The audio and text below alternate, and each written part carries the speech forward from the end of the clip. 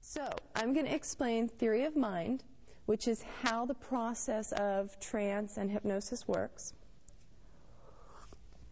If you want to take notes, you can, but you don't have to. It's no big deal. All right. So, this is your brain. And we're born with a primitive mind that has two main responses to everything that happens to it.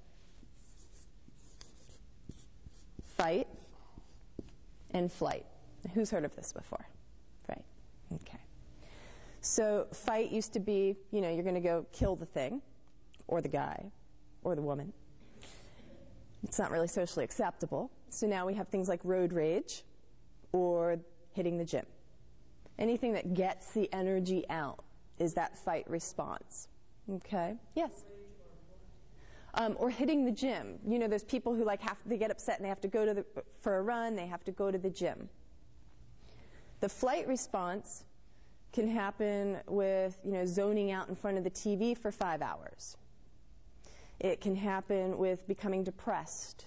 That's part of the flight response getting triggered in that primitive mind. Repression.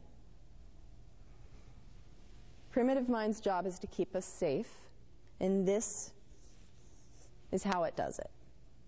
Okay, so anytime that this goes haywire and we have things like depression or we have uncontrollable rage, we have to remember that while it seems bad because it's affecting our life in a bad way, it's actually just the primitive's mind way of trying to keep us safe from something that's going on. And if we can figure out what that something is that's triggering the primitive mind, we can release that depression, we can release that anxiety, we can release that social phobia that keeps you from going out and you get tired and you go to sleep instead. We can release that kind of stuff when we figure out what's triggering that primitive mind. Because then it doesn't have to do that. It doesn't have to keep us safe because we're not triggering it any longer.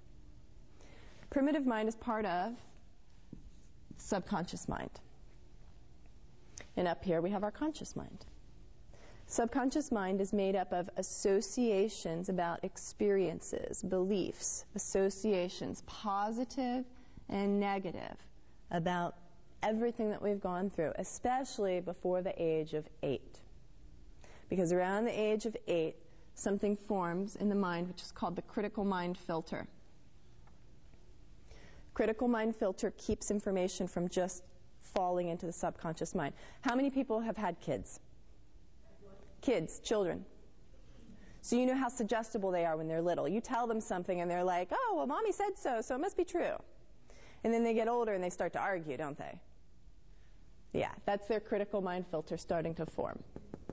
Around 7 to 10, they start arguing. They want to work around the edges of the rules. It's no longer just because mommy said and they're happy with it. Their critical mind's going, I don't know about that. I don't know. So until then, everything goes down. Now what happens after that? Well, the critical mind filter checks the information that we're trying to send into the subconscious mind to see if it agrees with, I like ice cream, I don't like liver. Uncle Joe smoked when I was 5. He's really cool. If I smoke, I'll be cool like Uncle Joe. With past life stuff, there could be a phobia about water that's residual. All in the subconscious mind.